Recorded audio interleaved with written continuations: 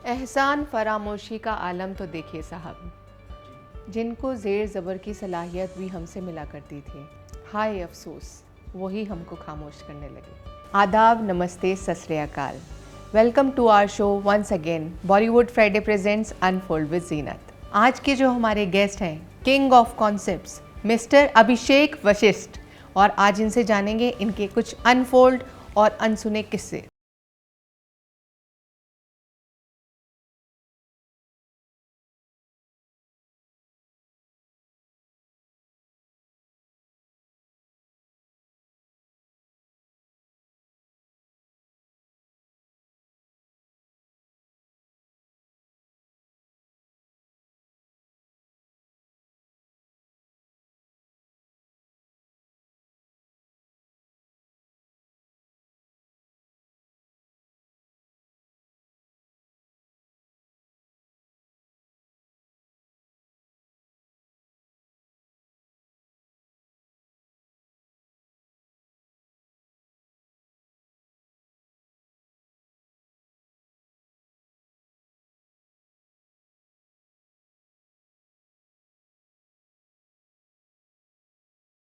Welcome है आपका हमारे Bollywood Friday presents unfold with Zeenat में। Thank you so much Zeenat for having me. तो अभिषेक, आप एक बात बताइए, जैसे कि आपको किंग ऑफ कॉन्सेप्ट्स कहा जाता है और आपके जो कॉन्सेप्ट्स होते हैं सारे बहुत ही डिफरेंट और यूनिक होते हैं, तो मैं चाहती हूँ आप हमें हमारी ऑडियंस को बताएं कि आपकी जर्नी कैसे स्टार्ट हुई। जीनत, इस दुनिया में दो तरह के लोग होते हैं, ज़िंदगी में काम होना और काम में ही ज़िंदगी ढूंढ लेना। ये दो अलग अलग बातें होती हैं।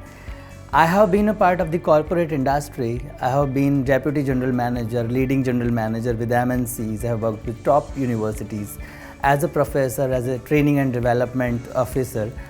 लेकिन वहाँ ये था कि वहाँ मुझे फॉर्मल पहनना होता था और तब तक मुझे अपने इस गॉड गिफ्टेड टैलेंट का पता ही नहीं था। तो उस समय काम था ज़िंदगी जीने के लिए। फिर जब मैं दिल्ली आया तो I was working with intelligence manpower as a deputy general manager. बहुत बड़ी कंपनी थी नोएडा में। और यहाँ जब मैंने देखा कि यहाँ का जो एक माहौल है फैशन इंडस्ट्री का, तो मेरे अंदर का एक गॉड गिफ्टेड जो था, जो मैं कभी कभी छोटे मोटे शोज़ में चला जाता था, फिर मुझे समझ में आया कि नहीं, मेरा जो काम है वही मेरी ज़िंदगी है और मैं कॉरपोरेट और एजुकेशन इंडस्ट्री के लिए नहीं बना हूँ। जिस तरह मुझे रहना पसंद है, जिस तरह का मुझे काम पसंद है, उसमें जो पूरी तरह से कहते हैं ना विद ओपन आर्म्स जो फील्ड मुझे एक्सेप्ट कर सकता है और जिसमें मैं ज़िंदगी को जी सकता हूँ। मैं सिर्फ काम ही नहीं करूँगा, मैं अपने काम करते हुए अपनी ज़िंदगी जीऊँगा। तो वो फैशन वर्ड था और मुझे लगता है मैं अपनी ज़िंदगी और अपनी इंडस्ट्री से इतना प्रभावित हूँ और इतना प्यार करता हूँ कि मुझे लगता है वो कुछ आवर्स मैंने सीखा तो बहुत कुछ कॉरपोरेट और एजुकेशन में, पर मुझे बहुत पहले ही फैशन में कदम रख देना चाहिए था। तो मतलब कितने ईयर्स हो गए आपको इस इंडस्ट्री में? हो गए 15-16 साल। 15-16 बल्कि ज़्यादा ही हो गए होंगे। अगर मैं स्टार्टिंग से बताऊं, जब मैंने पहले दूसरे शो किए, स्टार्टिंग में जब हम छोटे छोटे शोज़ में जाते हैं ना, एज ए वॉलंटियर जा रहे हैं काम सीखने, तो बहुत ही ज़्यादा साल हो गए। बट हाँ, इस्टेब्लिशमेंट तो मैं कभी नहीं चाहता। मुझे लगता है कलाकार का की चरम सीमा, उसका सेचुरेशन पॉइंट कभी नहीं आता और person can learn till the last breath. तो जब मैं मृत्युशैया पर होऊंगा तब भी शायद मैं कुछ सिखा रहा हूँ और कुछ सीख रहा हूँ। Very nice, well said, hats off you. अच्छा, एक बात और बताइए अभिषेक, ये कंसेप्ट मॉडलिंग होती क्या चीज़ है? जीनत, इसके पीछे बहुत गहरी बात है और जब मैं ये बात अब बोलने जा रहा हूँ तो कितने सारे ऐसे लिसनर्स हैं जो सच में इस बात पे गौर फरमाएंगे। इतने सारे रेप्यूटेड डिज़ाइनर्स हैं। खूबसूरत इंसान को खूबसूरती से प्रस्तुत करना is not like that much difficult task. आप बहुत खूबसूरत हैं जीनत, यहाँ मैं आपको कॉम्प्लीमेंट भी दे देता हूँ कि आप बहुत ही खूबसूरत हैं और आपकी आवाज़ बहुत प्रभावशाली है। मैंने जब चिंतन मनन किया, when I was contemplating well, तो मैंने सोचा कि फ़ैशन पे तो सबका हक है। फ़ैशन पे उस लड़के का भी हक है जिसकी हाइट नहीं है, उस बच्ची का भी है जो काली है, एक अपाहिज बच्चे का भी हक है, एक बुज़ुर्ग महिला का भी, और एक शादीशुदा औरत जो अपने परिवार को पूरी तरह समर्पित है। अगर उसका मन करे रैंप पे आने का तो कैसे आएगी वो? तो कॉन्सेप्ट मॉडलिंग जो है वो मॉडलिंग सबके लिए है। उसमें कोई किसी तरह की सीमा नहीं है कि आप आपकी हाइट कम है, कि आप काले हो, कि आप में ये कमी है, कि आप नहीं। मैं जैसा भी इंसान मेरे पास आता है, मैं उसी के अनुसार चरित्र निर्माण करता हूँ और उसको उसी मंच पे लाता हूँ जिस पर एक खूबसूरत 6 फीट का लड़का या एक 5'8" की लड़की वॉक कर रहे हो। तो मेरा जो कॉन्सेप्ट मॉडलिंग है वो उन लोगों के सपने पूरे करता है जिनको सिर्फ फैशन ओरिएंटेड मॉडलिंग वाले, जिनके मुंह पे दरवाज़ा या तो बंद कर देंगे या उनसे बहुत मोटा पैसा चार्ज करते हैं। तो आप ये समझिए कि सिर्फ खूबसूरत लोगों को हटा दिया जाए तो मैं और कितने लोगों के सपने पूरे कर। Very nice. और इससे ऑडियंस को जानने को भी मिल रहा होगा कि ये क्या चीज़ नहीं भला, ये जो कंसेप्ट मॉडलिंग के नाम से इतना बड़ा हैवी वर्ड लग रहा है, होता क्या है? ये बहुत लोगों के सपने पूरे कर रहा है और ये उन लोगों के सपने पूरे कर रहा है जिन्होंने शायद सपने देखना भी छोड़ दिया। बिल्कुल बिल्कुल, वेरी नाइस। अच्छा अभिषेक, एक बात बताओ, जैसे कि आप बता रहे हो कि आप एजुकेशन सेक्टर में थे, फिर कॉर्पोरेट में थे और सीधा मतलब इसमें आगे, तो कोई चैलेंजेस फेस नहीं किए? ऐसा तो इस दुनिया में कोई पाथ ही नहीं है जिसमें चैलेंजेस ना है। आप जिन सड़कों को ये कहा जाता है ना, उनमें गड्ढे नहीं हैं, उनमें भी नंगे पैर चलना बहुत मुश्किल होता है अगर बहुत तेज़ धूप हो तो कठिनाई का सिर्फ एक रूप नहीं होता कि सड़क में गड्ढे नहीं हैं, ऊपर से भी 85 चीज़ें बरसती हैं जब आप अपने भविष्य निर्माण के पथ पर निकलते हो। तो बहुत आई हैं। और फिर being a part of LGBT community, तो वैसे ही आप ये समझ लीजिए हमारा तो पहला बैटल ही अपने आप से शुरू होता है। कई साल तक तो हम लोग अपने आप से ही लड़ते रहते हैं, एक अंतर्द्वंद में जीना। फिर उसके बाद जब घर से बाहर मूव आउट करते हैं तो फिर परिवार से लड़ाई और उसके बाद समाज से लड़ाई। तो ये सारी ही लड़ाइयाँ ऐसी हैं जो ज़िंदगी भर चलती हैं। इसके बीच में अपना मार्ग स्थापित करना, उसे खोजना और एक सही डेस्टिनेशन पे पहुंचना, वो भी बिना किसी गॉड फादर के, ये बहुत बड़ी बात है। ऐसा कोई चैलेंज, मतलब जब आप बहुत टूट गए या फिर आपने बोला मैं गिव अप कर दूंगा, बस ऐसा कुछ हुआ है कभी लाइफ में? सबके साथ ही होता है। I was with someone, we were into relationship. तो इस मंच पे मैं नाम तो नहीं लेना चाहूँगा। तो उनकी जब मृत्यु हुई तो मेरे लिए बहुत बड़ी बात थी। तो उसके बाद में जो बच्चा मेरा राइट हैंड था, जब मैं आया दफना के, तो मेरे साथ बहुत बड़ा कांड हुआ। लाइक हम बोल सकते हैं उसको, although I don't use such words because मैं एक मार्गदर्शक हूँ, तो मेरे मुंह से बहुत उपयुक्त शब्दकोश ही अच्छा लगता है। कि जैसे ही मैं अपने पार्टनर को दफन करके आया और मैं देखता हूँ कि जिस बच्चे को मैंने रखा था कि उसके फादर नहीं है, उसे पाला एक तरह से बिल्कुल घर का, उसने पूरा का पूरा प्रोडक्शन हाउस ही दबा लिया था। अच्छा। सारा पूरा घर खाली पड़ा था, उसमें कील भी नहीं थी। और मैं सोच रहा था, और मेरी कंडीशन भी ऐसी थी कि मैंने किसी को दफन किया था जस्ट, तो मेरे लिए वो बहुत मुश्किल था। तो फिर आपने कैसे इसको sort out? I left like this industry. मेरी माँ मुझे ले गई थी, फिर मेरा किडनैप हुआ। अच्छा। और बहुत कुछ हुआ। फिर उसके बाद में मेरी मदर मेरे साथ थी, उन्होंने कहा नहीं आप कम बैक करो, आप भगवान के बच्चे हो। तो मैं वापस आ गया। तो पेरेंट्स फुल सपोर्ट में? अरे बहुत, मेरी माँ तो भगवान खुदा सब एक समान है। अच्छा, मेरे को ये भी पता चला है कि आप ब्यूटी पेजेंट्स में जूरी नहीं करते। नहीं, मतलब क्या रीज़न क्या है इसके पीछे? देखिए, एक व्यक्तिगत मेरा स्तर है, राइट, एक इंडिविजुअल स्टेटस है। और आप भी नहीं चाहेंगी, बिकॉज जितना मैंने आपसे बात किया है, मैं रूबरू हुआ हूँ, आप भी एक ज़हीन महिला मुझे दिख रही हैं, खातून दिख रही हैं। बात क्या होती है, किसी के भी साथ अन्याय ना हो। मैं जिस भी पेजेंट में जाता हूँ मुझे पर्ची पकड़ा देते हैं।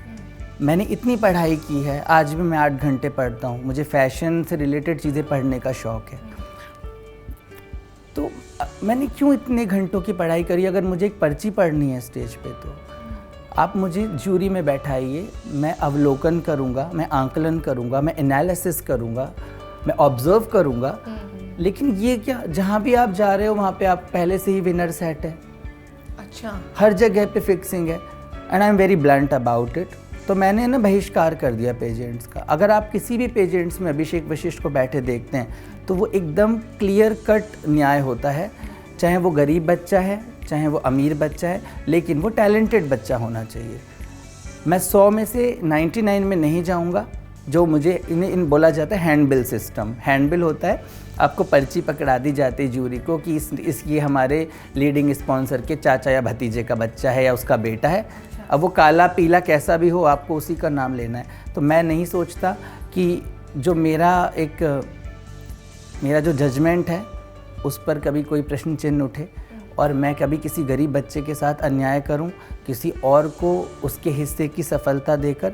तो मैं इस मंच पे क्या, मैं हर मंच पे ऐसे पेजेंट्स का बहिष्कार करता हूं जो किसी भी बच्चे को हताश करके और अपनी ही घर की दहलीज में बंद कर देते हैं और वो अगली बार नहीं आता, या वो 3-4 बार जब जाएगा तो वो नहीं आएगा ना। फिर क्यों आएगा? वो सोचेगा मुझ में ही कोई कमी होगी, 5 बार फेल हो चुका हूँ। ये नहीं पता कि उन 5 जो पेजेंट्स थे उनमें कमी थी कि उन्हें इंसानियत की और उन्हें काबिलियत की कदर नहीं थी। तो वो मुझे बहुत है, इंसानियत की भी और काबिलियत की। तो मैं नहीं जाता। ऐसे यू आर सो सीनियर, इतने शोज़ कर लिए हैं, तो कभी आपने खुद नहीं सोचा मैं खुद ही शो करूं? नहीं, शो का बहुत प्रेशर होता है और एक कॉन्सेप्ट ऐसा बोला जाता है कि 4 रनवेज़ के बराबर होता है और ऑर्गेनाइज़र कभी नहीं बनना था। मुझे फैशन डिज़ाइनर भी नहीं बनना था। आई डोंट नो डिज़ाइनर्स मुझसे इतना क्यों चिढ़ते हैं कि वो इतनी बैक बिचिंग मेरे बारे में करते हैं। वो मॉडल से कह देते हैं कि वो आपको दुबई ले जाके बेच देगा, उसके घर से पानी मत पीना, वो उसमें कुछ मिला कर दे देगा। मॉडल्स मुझे देख के भाग जाते हैं। सीरियसली? हाँ, मैं बेटा I am the only person in the entire industry जो बेटा और आप करके बात करता है। आज मैं इस मंच पे बैठा हूँ तो ये भी मुझे मेरे एक बच्चे ने ही दिया जो भी मेरा बेटा ही है। तो ये एक गुरु के रूप में, एक बड़े भाई के रूप में कितनी बड़ी सम्मानजनक बात है कि इस मंच पे जो जिन्होंने मुझे आमंत्रित किया है फैज़, वो भी मेरे बच्चे थे। तो मेरा जो एक बच्चों को देखने का है वो गुरु और शिष्य वाला नज़रिया है। लेकिन उन्हें ये पता है कि अभिषेक से अगर 5 मिनट भी किसी ने फ़ोन पे बात कर ली या मिल लिए तो वो अभिषेक के ही होके रह जाएंगे। तो वो बहुत हैं ऐसे, मैं तो नाम लेने तो बस कुछ बहुत कि वो आपको दुबई ले जाके बेच देगा, वो आपके गंदे वीडियोस बना देगा। तो कई बार बच्चे जब कोई टकरा जाता है तो कहता है मैं तो 3 साल पहले आपसे मिलना चाहता था, लेकिन मैं डर के मारे आपके घर नहीं आया कि आप पानी में मुझे कुछ मिला के ना पिला दो। अच्छा। आप तो कहीं मुझे लड़कियां कहेंगी आप हमें कहीं। अरे जो बच्चे मेरे साथ काम, मेरे अंडर इस समय 1900 के अप्रॉक्स बच्चे हैं, जो बच्चे मेरे साथ काम कर रहे हैं उनके साथ बैठिए, उनके साथ बात कीजिए। आपको समझ में आएगा जब वो आपको मेरे बारे में बताएंगे कि वो कितनी थप्पड़ मुझसे खाते हैं, कितनी डांट खाते हैं, कितनी बार मैं उन्हें पुचकारता हूँ और कितनी बार मैं उनको एनकरेज करता हूँ। लेकिन मुझे दुख है उन लाखों मॉडल्स या कैंडिडेट्स या जो भी हम उन्हें नाम दें यूथ पे, जो मुझ तक पहुँच ही नहीं पाए क्योंकि उनके सामने अभिषेक वशिष्ठ की इतना गलत चित्रण पेश किया गया कि वो बेचारे दूर से ही देख के डरते रहते हैं कि पता नहीं इनके पास गए तो ये क्या कर देंगे। तो ये नहीं होना चाहिए। तो ऐसी चीज़ों को डिज़ाइनर्स का बड़ा प्रॉब्लम है मुझसे। मतलब ऐसे इतना इनसिक्योर क्यों? ऐसी इनसिक्योरिटी इसलिए होती है क्योंकि देखिए मैं आपको एक बात बताता हूँ, ग्लैमर कितना भी ज़्यादा भव्य हो, भव्यता कितनी भी ज़्यादा हाईली रूपांतरित हो, राइट, कंटेंट ही वो करता है। कहते हैं ना कि किसी का ध्यान खींचना बहुत आसान बात है, लेकिन किसी की नज़रों को अपने ऊपर टिका लेना बहुत मुश्किल। कोई आपको देख के चला जाएगा सरसरी निगाहों से, इस पे खुश मत होइए। किसी की नज़रें आप पे टिक जाएं, ऐसे बनिए। तो कॉन्सेप्ट जो होते हैं ना वो आपको सोचने पे विवश कर देते हैं कि ये जो दिखाया गया है ये क्या है। और जो रनवेज़ हैं, क्योंकि मैं बहुत रिस्पेक्ट करता हूँ सारे ही डिज़ाइनर्स की, वो बहुत सीनियर हैं मुझसे और वो बहुत बड़े डिज़ाइनर्स हैं, मैं बहुत छोटा इंसान हूँ, जो मैं बहुत ओपनली बोलता हूँ। तो मैंने तो अपने आप को पहले ही बहुत छोटा मान लिया।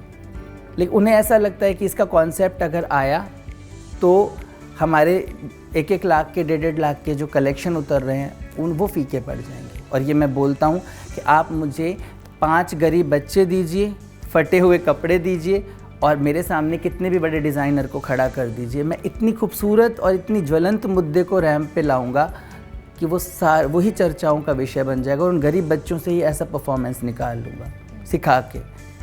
तो जो सफलता है वो मुझे नहीं लगता किसी भी तरह की लग्जरी की मोहताज है, नहीं, वो एक जड़ की मोहताज है। अगर कंटेंट अच्छा है तो छोटी सी फिल्म भी रिकॉर्ड तोड़ देती है। आपने देखी है केरला वाली जो अभी आई है ना। और अगर कंटेंट अच्छा नहीं है तो धुरंधर हीरोज़ की फिल्में बुरी तरह पिटते देखी हैं मैंने, मक्खियाँ भिन भिनाती रहती हैं थिएटर्स। तो मतलब कहीं ना कहीं आपको लगता है कि उनका विजन आपसे मैच नहीं करता? नहीं करता। अजीब सी इनसिक्योरिटी है, मुझे तो समझ ही नहीं आता कि प्रॉब्लम कहाँ आ जाती है। कि अब ऑर्गेनाइजर्स खुद मुझे कॉल करके कहते हैं आपका नाम, आपका नाम के स्टेटस पे ही लगाया अभी तो 55-56 कॉल आ चुके हैं कि अभिषेक को हटाओ, अभिषेक को हटाओ, वो ये कर देगा, वो कर देगा, वो रैम्प पे कलर फैला देगा, ये कर देगा। जब तक आप किसी को वर्किंग फ्रीडम नहीं देंगे, अगर मैं अपनी बात को खूबसूरती और संपूर्णता के साथ रख ही नहीं पाऊँगा, तो या तो आप वो बनिए, और आप भी तो अपनी चीज़ रख रहे हैं ना, मुझे तो कोई आपत्ति नहीं है। लेकिन ऑर्गेनाइजर्स जितने हैं सभी मुझसे कहते हैं अभिषेक को नहीं लेंगे यार, अभिषेक को।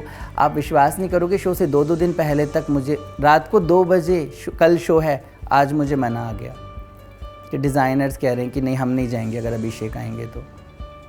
एंड जब मेरा कॉन्सेप्ट उतरता है तो वही लोग खड़े होके देख रहे होते हैं। मतलब इस सब चीज़ों में कोई ऐसी सबसे ज़्यादा जो कंट्रोवर्शियल हुआ आपके साथ, कुछ ऐसा बताओगे आप? मेरा कमबैक था, देवदास कॉन्सेप्ट था।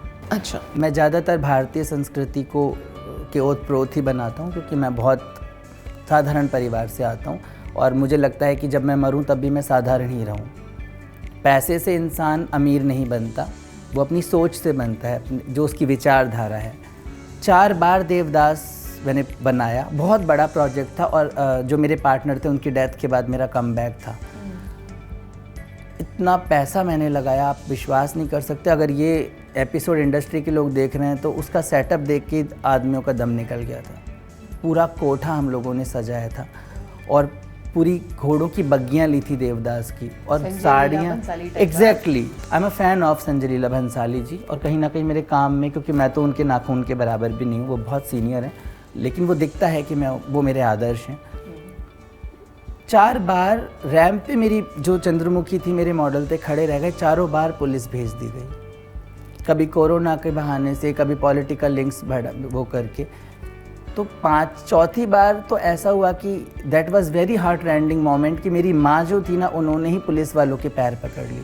एंड फॉर अ सन इससे बड़ी क्या बात होगी कि मेरा बच्चे को बार बार इंडस्ट्री में घुसने से रोका जा रहा है किसी ना किसी रीज़न से। उसका शो 4 बार आप पूरी तैयारी करो। जब मैं लखनऊ गया था जीनत, तो मैं 95 kg का सामान, वो इतने बड़े बड़े लैंप जिनमें मोमबत्तियाँ जलती हैं, वो सब मैं लेके गया था और शो नहीं होने दिया। और जब मैं वापस लाया तो वो सब शीशा हो गए थे टूट के। 5वीं बार फिर मेरी एक दीदी हैं जया हांडा, जिन्होंने मुझे देखा था, उन्होंने मुझे बोला कि मुझे आपसे 1 रुपया नहीं चाहिए, और वो सुन रही होंगी तो दीदी आई लव यू। और उन्होंने मुझे बोला कि बेटा मैं आपके साथ हूँ और मैं आपसे कुछ नहीं लूँगी, आप शो कीजिए, क्योंकि आप अपने किसी बहुत अपने को वो एक डेडिकेशन दे रहे हो, डेडिकेट कर रहे हो, और आपको कम बैक करना है इतना कुछ के बाद।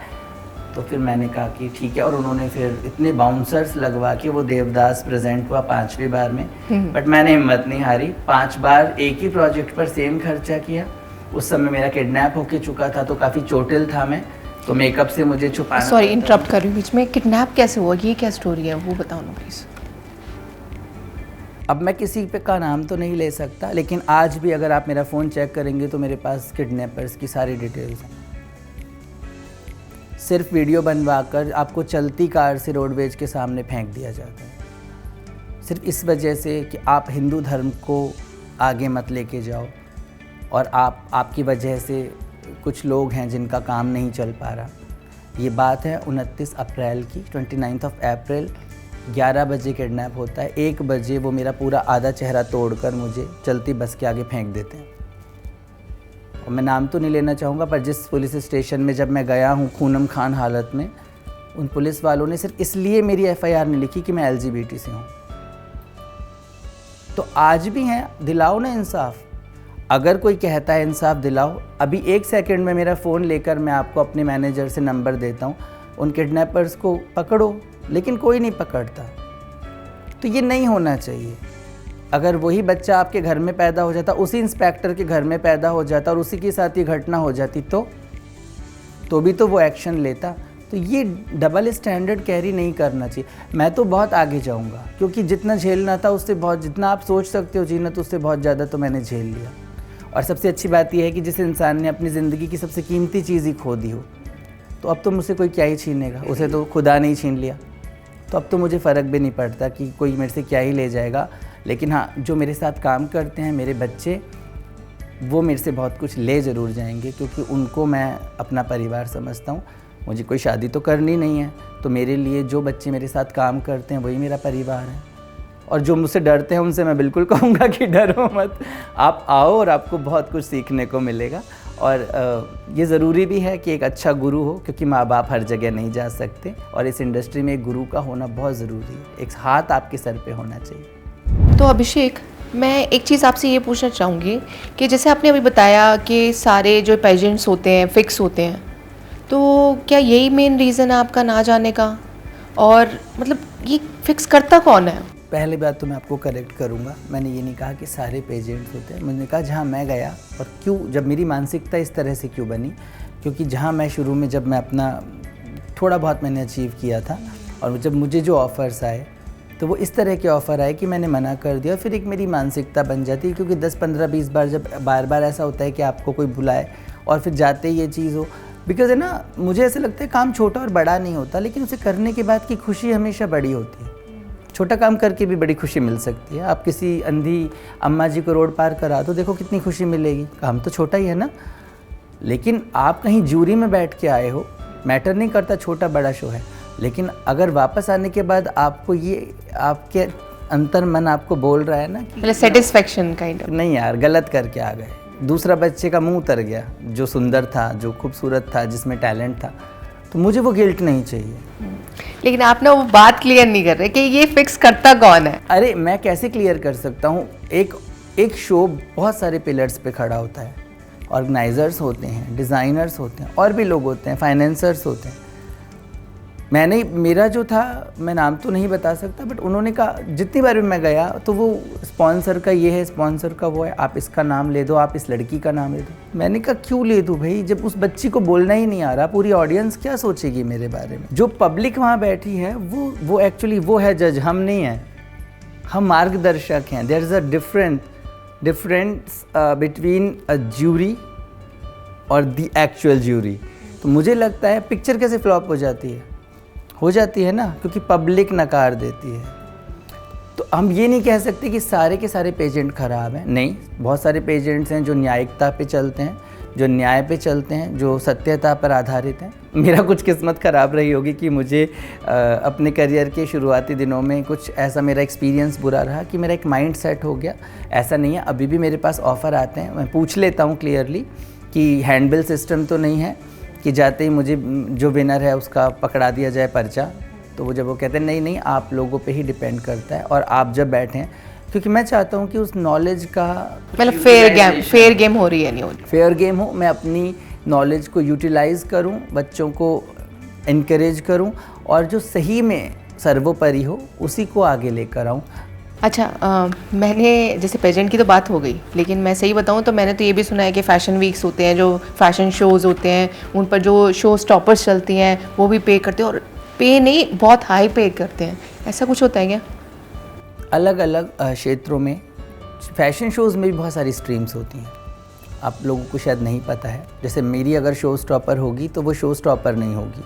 कॉन्सेप्ट में जो लीडिंग लेडी होती है, जो पूरे कॉन्सेप्ट पूरे कंटेंट की अभिनेत्री होती है, जैसे कि लीडिंग एक्ट्रेस होती है मूवी में, है ना। तो मेरा ये बनता है कि मैं आई डू चार्ज, और समटाइम्स अगर मैं ऑडियंस में मुझे कोई रियल टैलेंट मिलता है तो जितना मैं ऐसे बच्चे गिना सकता हूँ जिनको मैंने चार्ज लिया है, क्योंकि कॉन्सेप्ट का जो खर्चा होता है वो बहुत बड़ा होता है, बहुत बड़ा। ये तो इंडस्ट्री में भी लोग कहते हैं कि अभिषेक जैसा खर्चा कोई नहीं कर सकता, क्योंकि जो सेटअप लगते हैं वो बहुत बड़े बड़े लगते हैं और बहुत ही मोटा पैसा इन्वेस्ट होता है। कहीं आपको अगर ऐसा लगता है कि, मैं सबके लिए ये बात बोलूँगा कि आपका इन्वेस्टमेंट ज़्यादा हो रहा है, और अगर आपको कहीं से भी ऐसा लगता है कि हाँ ये काबिलियत भी रखते हैं ये लड़की या लड़का जो भी है, और इसके साथ में ये उस जगह के लायक भी है, तो आप उसे लो। यह रनवे की बात। मेरे में तो मैं चरित्र निर्माण कर देता हूँ। तो अगर मेरे को अभी जैसे एक कॉन्सेप्ट में आया था किरदार करके, तो एक बच्चा है इरशाद, उसने मुझे आके बोला नमस्ते सर, एक ऑडिशन में, इतना सा है छोटा सा, बोला मैं जिस भी ऑडिशन में जाता हूँ ना तो मुझे मना कर दिया जाता है, तो मेरा क्या करियर ख़त्म है। तो उस बच्चे को देख के मैंने कॉन्सेप्ट बनाया किरदार ताश के पत्तों पर, और उसमें लीडिंग फेस जोकर ही होता है, जोकर छोटू सा ही होता है। तो मैंने ये द्वारका में ताज होटल है, ताज विवांता, बहुत बड़ा शो वहाँ कराया किरदार करके, और इक्के बादशाह बेगम गुलामों के बीच में जब वो लीडिंग फेस जोकर आया छोटा सा निकल के, तो बच्चे पागल हो गए। लाइक कैलिफोर्निया तक के सिंगर्स तक वहाँ आए थे, बहुत बड़ा शो था। तो ऐसी कंडीशन में मुझे लगता है कि कहीं किसी जगह पर इस तरीके का चार्ज करना ठीक भी है और किसी जगह पर इस तरह का चार्ज करना ठीक नहीं भी है। लेकिन रनवेज़ हों या कोई भी हो, चाहे कॉन्सेप्ट हो, मैं अपने आप को भी नहीं छोड़ता जब मैं बोलने पे आता हूँ। तो सबसे बड़ी बात यह है कि लास्ट में जो चेहरा पब्लिक को दिख रहा है वो उपयुक्त होना चाहिए, वो अप्रोप्रिएट होना चाहिए। ऐसे डिज़ाइनर्स भी बहुत खर्चा करते हैं, अगर वो चार्ज कर रहे हैं तो मुझे वो गलत नहीं लगता, क्योंकि आप डिज़ाइनर्स की मेहनत देखिए। मैं डिज़ाइनर नहीं हूँ, लेकिन मेरी नज़रों में इतनी इज्जत है डिज़ाइनर्स की, चाहे वो मेरे बारे में कुछ भी बोलते हों। क्यों रिस्पेक्ट है? क्योंकि उनका पैसा लगता है, उनकी मेहनत लगती है, उनका काम लगता है। अगर वो कहीं से थोड़ा बहुत सपोर्ट चाहते हैं तो मेरी नज़रों में ये गलत तो मतलब आप एग्री कर रहे हो ना कि चार्ज लेते हैं? चार्ज लेते हैं और लेना चाहिए, लेकिन उससे जो कहीं ना कहीं शो स्टॉपर के लायक भी हो। शो स्टॉपर के नाम पे आप किसी ऐसे को भी ना खड़ा कर दो कि जो नॉर्मल वॉक कर रही हैं उन बच्चों का मनोबल टूट जाए। ये नहीं होना चाहिए। अब मैंने अपनी बात को कंप्लीट किया है अब मैंने अपनी बात कंप्लीट किया कि किसी के साथ भी बिल्कुल ये मुझे फेयर लगता है कि हाँ ऐसा कर देना चाहिए, लेकिन ये ना करो कि बाकी लोग सोचें कि यार पैसे के दम पे एक ऐसा चेहरा आगे खड़ा है जो उतना काबिल नहीं है जितने हम हैं और हम नौ। मैंने तो देखा है दिल्ली की जो पेज 3 की है फीमेल्स, वो भी वॉक कर रही होती है, तो कहीं ना कहीं इसमें वही सच्चाई है। हाँ, कह सकते हैं। अग्री कह रहे हो ना? अग्री। देख लो भाई। अभिषेक, जैसे कि आप किंग ऑफ कॉन्सेप्ट्स हो और फैशन गुरु हो, आपको इतनी नॉलेज है, ब्रीफ डिटेल्स, कैसे डिटेलिंग होती है, कैसे फैशन होता है, सब की इतनी डिटेल्स हैं। तो मेरा क्वेश्चन एक ये है कि अगर कोई मेल या फीमेल मॉडल बनना चाहता है और सक्सेसफुल होना चाहता है तो उसको क्या क्या चीज़ें करनी चाहिए? सबसे पहले तो उसे अपनी नॉलेज जितनी ज़्यादा वो गेन कर सकता है। मुझे लगता है एजुकेशन सिर्फ किताबों से नहीं मिलती। आजकल we live in digital India, जिस क्षेत्र में आपको जाना है आप उसमें बहुत पढ़ाई करें, गूगल पे देखें, यहाँ देखें। अब देखो कितने, आज मैंने इस मंच के थ्रू बताया लोगों को कि जो लोगों की हाइट नहीं है या जिन लोगों में कोई खामी है वो भी रेड कारपेट पर या बड़े बड़े शोज़ में चल सकते हैं, राइट? ये पता ही नहीं लोगों को। तो पहली चीज़ ये कि नॉलेज गेन करें। दूसरी चीज़ जो सबसे ज़्यादा है, शारीरिक, मैं चैलेंज करता हूँ इस काउच पे बैठ के कि जो लोग अपने आप को बहुत बड़ा मॉडल कह रहे हैं इस समय, या जो कहते हैं हमें पेड वर्क मिलता है, वो मुझे मानवीय शारीरिक संरचनाओं के प्रकार बता दे कि ह्यूमन बॉडी टाइप कितनी होती हैं और किस तरह की मानवीय शारीरिक पुरुष संरचना को क्या कहते हैं, बताएं। आप मॉडल हो ना, आपको तो नॉलेज होनी चाहिए। ये बच्चों में नहीं है, उन्हें गुट्टे को क्या बोलते हैं, लंबे को क्या बोलते हैं, चौड़ी हड्डी के को क्या, ये तो आपको तो मुँह ज़बानी आनी चाहिए ये नॉलेज। ओके। वॉक्स के काइंड पता होने चाहिए, कलर्स की शेड्स पता होने चाहिए, कौन सी पैंट किस ईयर में लॉन्च हुई है, कौन सी आउटडेटेड हो गई, कौन सी कंपनी का क्या है, कुछ नहीं पता मॉडल्स को। वॉक करने से मॉडल नहीं बन जाता ना। मैं आज 8 घंटे की पढ़ाई क्यों करता हूँ? क्योंकि अगर मैं कहीं बैठूँ और कोई मुद्दा छिड़ जाए तो मुझे समझ में आए, एक नॉलेज दिखे। आपका असली व्यक्तित्व, आप मॉडल हैं, एक्टर हैं, फैशन गुरु हैं, आपके अल्फाजों में बयां होता है। आपने 2 मिनट बात की और पता चल जाएगा सामने वाले को। देखिए, मैं आपको 2 बहुत अच्छी चीज़ बताता हूँ मॉडलिंग की। आपका परिवेश, आपका पहनावा और आपके अल्फाज, यही आपकी शख्सियत हैं, यही आपका वजूद क्रिएट करते हैं। ओके। अगर आपके बोलने में नॉलेज नहीं है, शख्सियत यानी कि आपका फिज़िकल, लड़के हैं उन्होंने अच्छा फिज़िक बनाया है, उसके ऊपर भी बहुत काम करना है मॉडल को। फिर बॉडी बना देने से मॉडल नहीं बन जाएगा। आपको नॉलेज भी होनी चाहिए, कपड़ों की, जो पहन रखा है उसके बारे में पता नहीं होना चाहिए। मतलब कुछ टिप्स देना चाहो तो क्या? बहुत सारे बच्चे हैं जिनकी हाइट कम है, उनको जैब्रा लाइन पहननी चाहिए। ये समझ आना चाहिए कि जैब्रा लाइन पहनने से लंबा दिखता है। अब मैं हूँ, मेरी गर्दन बहुत लंबी है, तो स्टार्टिंग में मेरे को बहुत क्रिटिसिज्म मिला क्योंकि मैं कुछ भी पहनता था तो मेरी गर्दन सच में बहुत लंबी है नॉर्मल लोगों से। देन मैंने खुद ही एक नई टी नेक डिज़ाइन करी और लॉन्च की, और ये मैं ही पहनता हूँ, आपको टी नेक कहीं नहीं दिखेगा, है ना, टर्टल। उसके बाद में जब मैंने देखा कि बहुत सारा ये आने लगा, लेकिन आप देखेंगे आज मुझे मेरी एज 35 ईयर्स है और पिछले कुछ 25 साल से मैंने यही कॉलर पहनी है हमेशा। क्यों? क्योंकि आपको अपनी देखो, कमी सब में है सीनत, अगर आपको अपनी कमी को छुपाना आता है तो आप मॉडल बन सकते हो। प्रेजेंट कैसे कर प्रेजेंट है ना, यही चीज़ है। तो कम्युनिकेशन स्किल्स बहुत ज़रूरी हैं। क्यों? इसलिए ज़रूरी नहीं है कि इंग्लिश फैशन है, बिल्कुल नहीं। इंग्लिश क्यों ज़रूरी है? किसी भी तरह का संबंध, किसी भी तरह का रिलेशनशिप या कनेक्टिविटी अल्फाजों से बनती है, कम्युनिकेशन से, बात करने से। कहते हैं ना, बात बात में ही बात बन जाती है। अब बात ही नहीं करोगे या समझोगे ही नहीं किसी को, तो आगे चेन कैसे बनेगी? थॉट चेन क्रिएट नहीं हो पाएगी ना। तो ये एक बहुत बड़ी थ्योरी है जिसे बोला जाता है थॉट चेन क्रिएशन, जो मॉडलिंग की थ्योरी है। आपका पीपल मैनेजमेंट बहुत स्ट्रांग होना चाहिए। आपको 10 लोगों से एक साथ बैठ के बात करना आना चाहिए और हर इंसान को आप सलीके से जवाब दें, छोटे को भी, बड़े को भी, बुज़ुर्ग को भी। क्योंकि जब एक मॉडल निकलता है तो मॉडल क्या, एक प्रस्तुति है, राइट, एक प्रेजेंटेशन है। और प्रेजेंटेशन का सौंदर्य होना, उसका संपूर्ण होना, उसका परफेक्ट होना बहुत ज़रूरी है। तो ये मॉडल्स को अपनी कम्युनिकेशन पे, अपने परिवेश में क्या पहनना है, कैसी बॉडी है, क्या डाइट है, किस तरह के लोगों में बैठना है, एटिकेट मैनेजमेंट, और मॉडलिंग कितने तरह की है और फैशन ट्रेंड्स में क्या बदलाव आ रहा है, ये आपकी टिप्स पे होने चाहिए। तब मैं किसी को एक मॉडल कहता हूँ। एक अच्छी हाइट होने से और गोरा कलर होने से या जिम जाने से और पाउडर के डब्बे खा लेने से कोई मॉडल नहीं बन जाता। अच्छा अभिषेक, एक मैंने ना पहले से देखा है कि पहले बड़ी स्किनी मॉडल्स होती थी, ठीक है ना, उनको ही मॉडल्स कहा जाता था। लेकिन आज की डेट में आप देखो कि जो कर्वी फीमेल्स हैं या फिर ओवर वेट भी हैं, वो भी मॉडल्स हैं।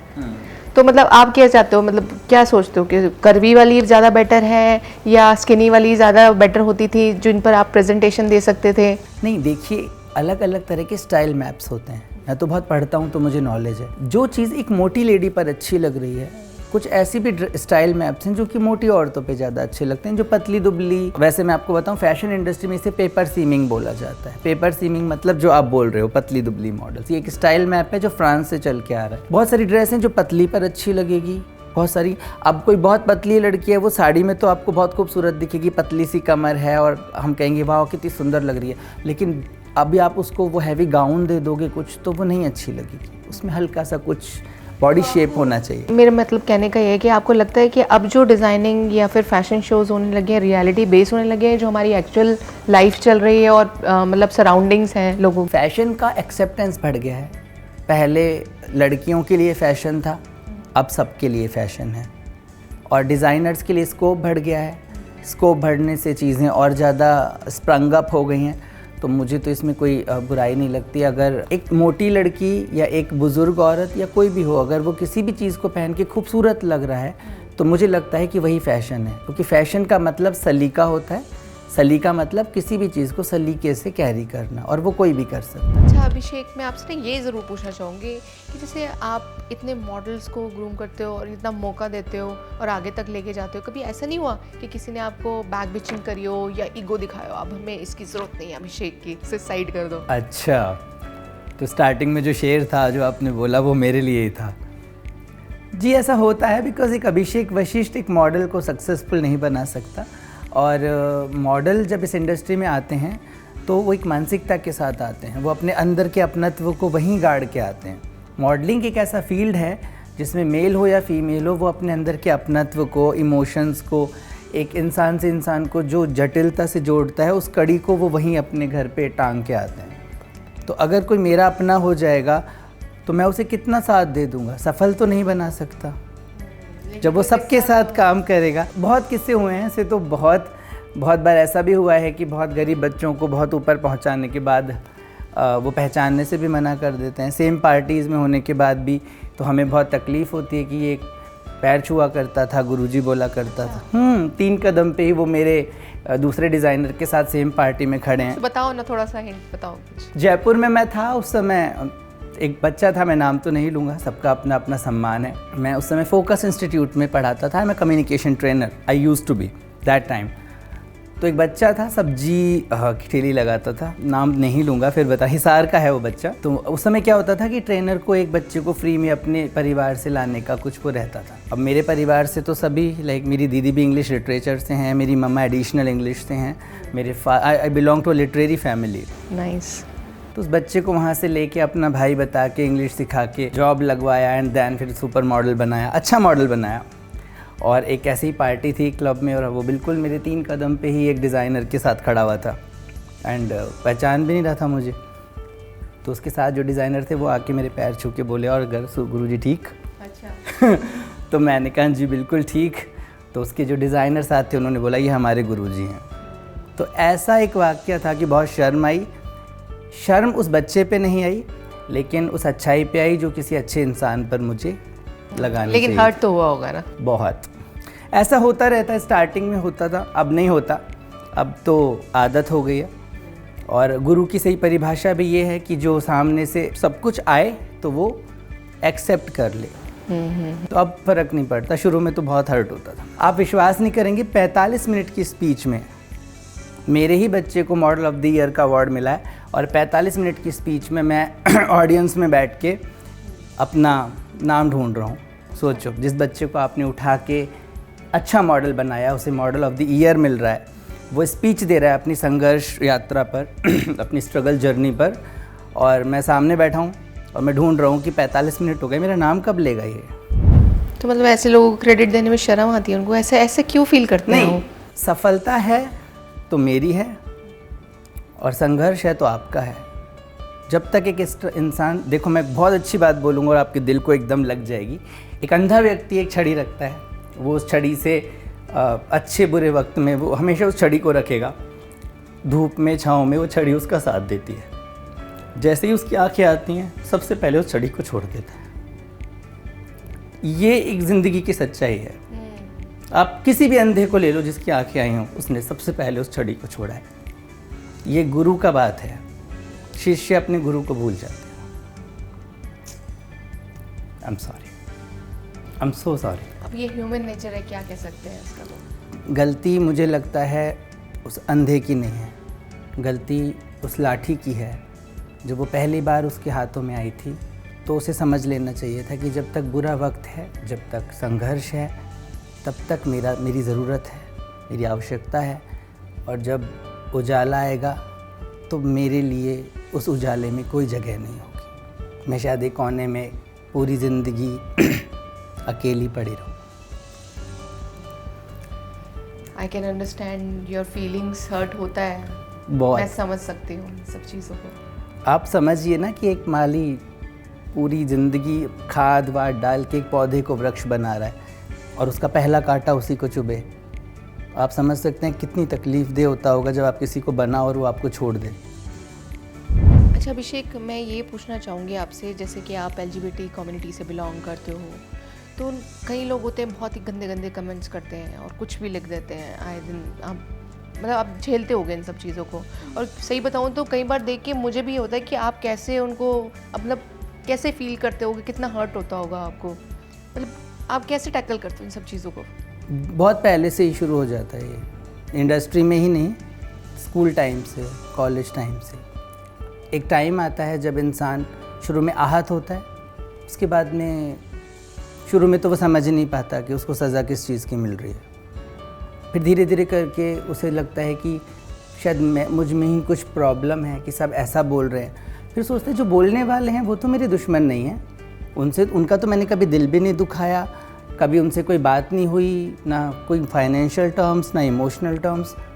फिर समझ में आता है कि ये जो शुरुआत हुई है 2-4-5 लोगों के बोलने की, ये 2-4-5 लाख लोगों तक जाएगी और फिर 40-50 लाख लोगों तक। तो सुना है बहुत।